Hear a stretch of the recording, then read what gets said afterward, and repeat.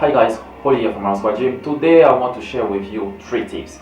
Three tips to help you increase your bench press, increase your strength, increase your muscularity. Now when it comes to the bench press, I would say it's a real mad thing, to go to the bench and obviously like bench a lot of weight, and then it makes you feel really strong, really jacked, really confident about yourself.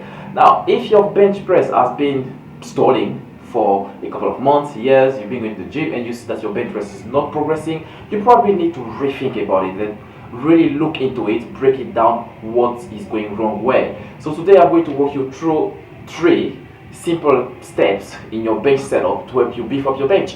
In this video I'm working with Nathan, who is a member of our gym, and we've seen his bench press going from 90 kilos for years to 120 kilos under I think a 3 month period. The first thing I want to talk about in your bench press setup will be your stabilizer. So when you're setting up on your bench, you should be having 3 points of contact. The first point of contact will be your rear delt, which is up here on your back. The second point of contact should be your butt, and your last point of contact should be your foot. So what you can see on the clip here is Nathan setting up on the bench, setting up his rear delt. So doing so is obviously like stepping on the bench and really pinning his rear delt into the bench, as you can see in the clip there. So that will help you stabilize your lift. It's going to make sure that you stay tight and really pin to the bench under those 3 points, which are your delt, your bum, and your legs. So what stabilizing your delt or really pinning your delt into the bench does is really making sure that you remove your shoulders out of the equation. So by going from here to retracting your shoulders and your scapula, then pinning into the bench, you're really taking your shoulders out of the equation when it comes to benching. Now I want to touch on your wrist position as you're benching. And over the years, and I used to be one of those as well, who literally bench with the wrist totally bent, as you can see, like that. So what you see in this clip is Nathan benching with his wrist straight, not bent, straight. What happens when you bending your knee, your wrist, is you're putting a lot of tension down here, and what's happening, you're starting to hurt. There is a reason why powerlifters and elite lifters use wrist wrap, is to make sure that they keep their wrists aligned as they're lifting. One thing you need to remember is you generate more force with a wrist aligned compared to the wrist being bent. Imagine asking you to punch me. Will you be punching me like this with a wrist straight, or will you be punching me with that, with bent wrist? Think about it. So what you want to make sure as you're pressing the weight, no matter what the weight is, at the end of the day, you want to make sure that your wrist is straight. It will bend slightly as you go through the weight, as you increase the weight, but ideally you want to work towards having a wrist straight. The final point is, as you go into the bench press motion, and again as you can see on the clip, you want to really make sure that you don't flare out your elbows.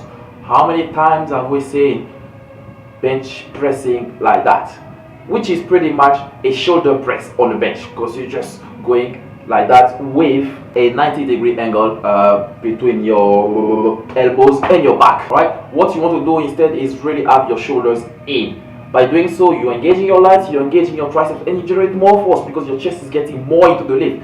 Do something, just stand now, stay like that, and then just press. Feel how much your chest is engaged compared to bringing your elbows at a 45-degree angle. Then you will feel a bit more engagement. So what you want to do as you're pressing, you want to press in with your elbows in, lats engaged and tight, rear delts really pinned to the bench. Right, so the last point we're going to touch on today is your foot position.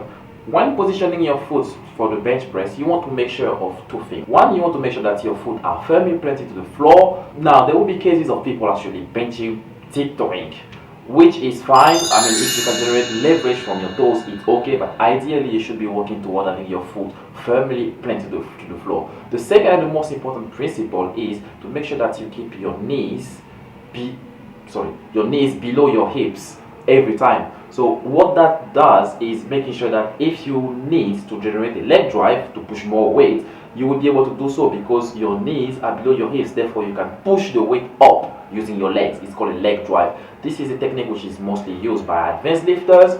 You don't really need to do it, but if you feel the need to, and if you feel that you want to dig deeper into that, please feel free. So here you have it, 3 tips to help you beef up your bench press. Number 1, make sure that you pin your delts to the bench. Number 2, make sure that when you're benching, you're not flaring out your elbows. Number 3, make sure that your foot are positioned well. Keep your knees below your hips throughout the lift in case you need to generate leg drive. Until then, it was only base. Only there.